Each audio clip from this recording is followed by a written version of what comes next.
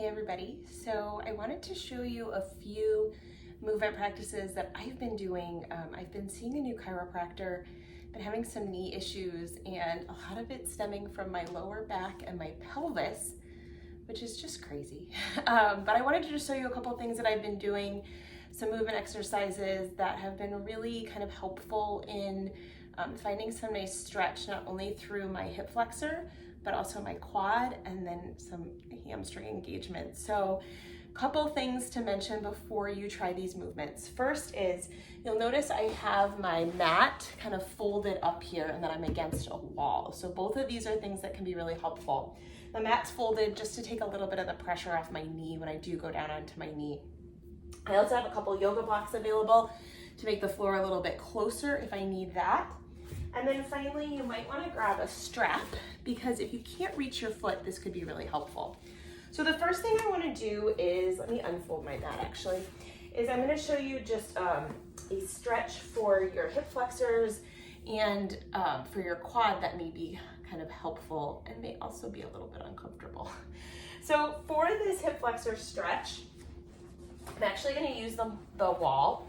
I'm going to bring myself in a position where I'm stretching my left leg here, so my right leg is going to be up in kind of a lunge position, and you have to kind of wiggle yourself. This is super awkward. Don't worry, it's awkward for me too. You can bring your hands on blocks kind of at a high height, and then you're just going to bring the foot up against the wall. Now, here's where you start to find your little bit of a wiggle here. And the purpose is I want to start to feel a stretch through my quad. Now, I have a tendency to let my lower back do a lot of this work. So I let my lower back arch. I don't want to see that happen because I'm trying to get the stretch through this front hip flexor. So for me, I find that I need to really tuck my pelvis under.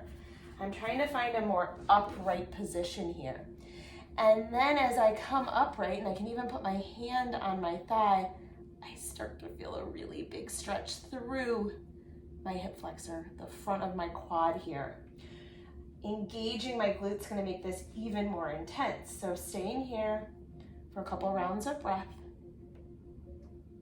And then the next little bit of work I'm going to do is I'm going to try and get into this hamstring a little bit.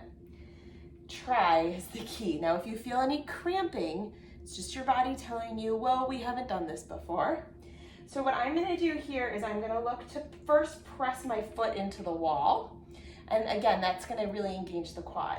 Now I'm looking to try and lift my foot away from the wall to get a engagement in this hamstring. And I will tell you right now, I do it a couple times and I start to feel some cramping.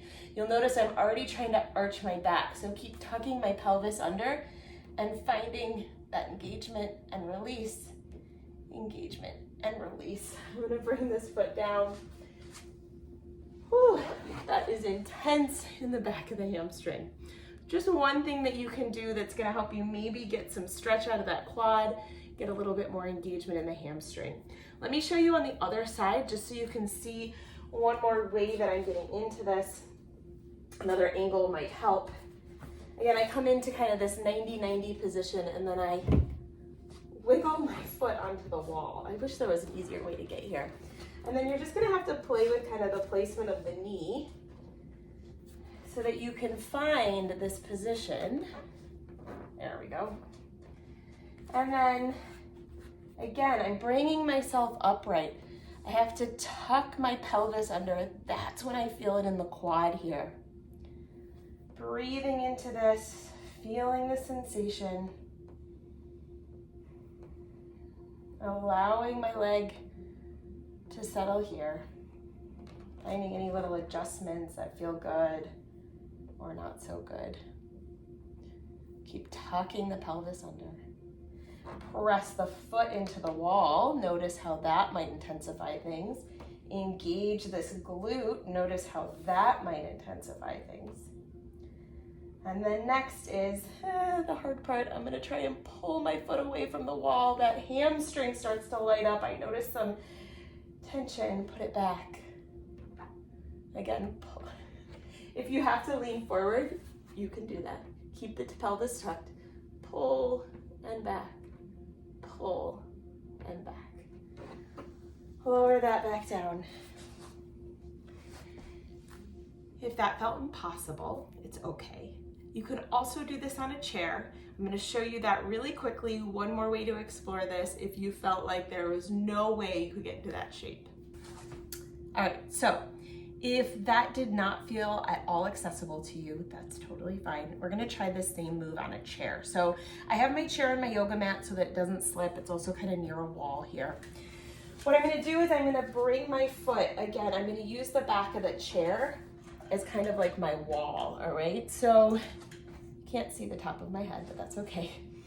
And then I'm gonna find that little bit of a tuck of my pelvis here, trying to get a nice quad stretch. Now, you gotta kind of move to where it allows you to find that sensation through this quad.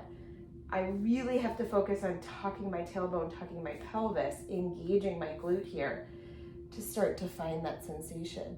And then we can look at beginning to lift that foot off the chair, keep tucking the pelvis, lower, lift and lower, lift and lower. You'll see I really want to arch my lower back, so I'm going to keep pulling my tailbone under as I find that engagement. Let me know how that felt. Cramping's normal. It's just your body saying, we haven't done this before. Breathe through it, give yourself a little rub, a little stretch, but let me know how that feels in your body.